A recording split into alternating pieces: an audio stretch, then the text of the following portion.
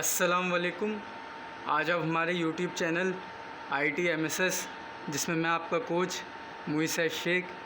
अगर आपने अभी तक हमारा चैनल सब्सक्राइब नहीं किया तो अभी सब्सक्राइब करके बेल आइकन ऑल कर दें ताकि आप हमारी आने वाली किसी भी वीडियो से महरूम न रह सकें।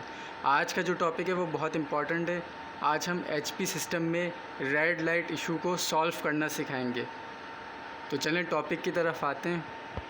आज का जो टॉपिक है बहुत इंपॉर्टेंट है। जैसे कि आपके सामने स्क्रीन पे HP का डेस्कटॉप रखा हुआ है, तो आज हमारा HP के PC पे टॉपिक है कि HP PC में रेड लाइट इशू कैसे सॉल्व होता है, किन वजह से HP PC में रेड लाइट इशू आता है और कैसे सॉल्व होता है। इससे पहले हमने Dell orange light issue solve करना सिखाया था और आज हम HP red light issue solve करना सिखाएंगे। ठीक है, तो चलिए जी स्टार्ट करते हैं। सबसे पहले तो इसका ढक्कन ऐसे हम हटा देते हैं। ठीक है, अब 4 चीज़ों से HP में रेड लाइट इशू आता है। कितनी? 4 चीज़ों से।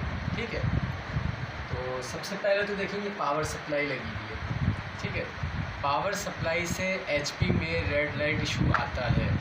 ठीक है, अगर आपके HP के PC में रेड लाइट का इशू आ रहा है तो सबसे पहले आप अपनी पावर सप्लाई चेंज करके देखें।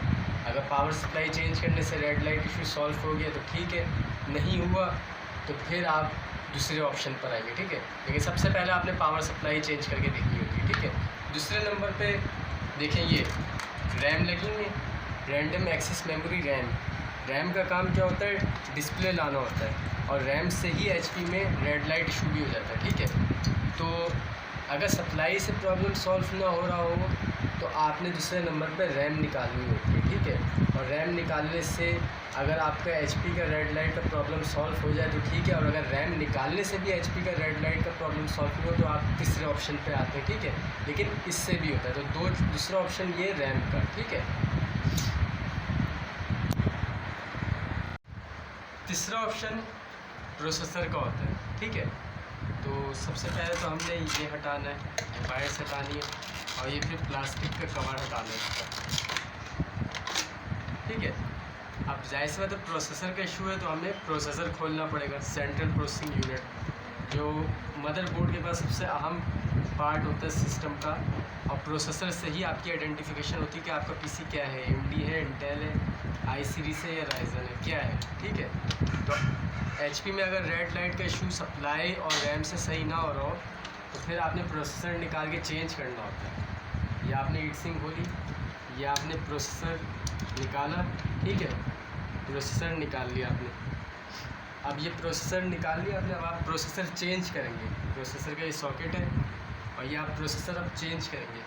अगर प्रोसेसर निकालने से HP की रेड लाइट इशू सॉल्व हो गई तो ठीक है, नहीं हुई तो अब हमारे पास एक आखिरी ऑप्शन चौथा रह जाएगा, जिसके बाद अगर हुआ तो ठीक, वरना तो HP का रेड लाइट इशू सॉल्व नहीं होगा। क्योंकि रिपेयरिंग के काम में 50% 60% होता है, 100% कुछ नहीं होता। आपने सप्लाई चेंज करी नहीं हुआ, रैम चेंज करी नहीं हुआ, प्रोसेसर चेंज किया नहीं हुआ, तो एक और चौथा ऑप्शन होता है, वो भी करने के बाद नहीं हुआ तो सिस्टम स्क्रैप, दूसरा सिस्टम। ठीक है, रिपेयरिंग में कभी भी 50-60 से ज़्यादा % का काम नहीं होता, 100% रिपेयरिंग नहीं होती, ना ही रिपेयरिंग की गारंटी होती है, ना ही कोई रिपेयरिंग वाला गारंटी दे सकता है कि कितने दिन चलेगा। इसी तरह रिपेयरिंग के काम में ये भी नहीं कह सकता कि ये 100% बनेगी या नहीं बनेगी। ठीक है, अब इन 3 चीज़ों के बाद भी अगर चीज़ ना बने तो फिर मदरबोर्ड पे बात आ जाती है कि मदरबोर्ड चेक किया जाता है कि कोई IC कोई चिप शॉर्ट तो नहीं हो रही जिससे प्रॉब्लम हो रहा है।